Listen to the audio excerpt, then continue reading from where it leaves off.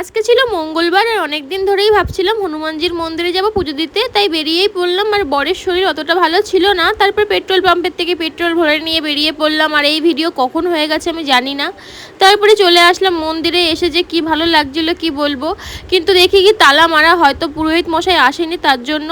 তারপর দেখলাম সবাই মানে যে যা সাধ্য মতো যা কিছু এনেছে পুজো দেওয়ার জন্য সব উপরে রেখে আসছে। তাই আমিও গেলাম উপরে রাখতে, আর ওকে বললাম যেতে, ও বললো আমি একটু পরে যাচ্ছি।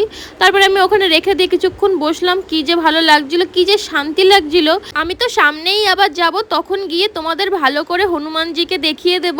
আর সামনে না হনুমান জয়ন্তী, তোমরাও পুজো দিও, দেখবে সকল মনস্কামনা উনি পূরণ করবে। আমরা তো ওখান থেকে বেরিয়েই পড়লাম, কারণ বরের শরীর ভালো ছিল না, তার জন্য নাই আরও কিছুক্ষণ বসতাম।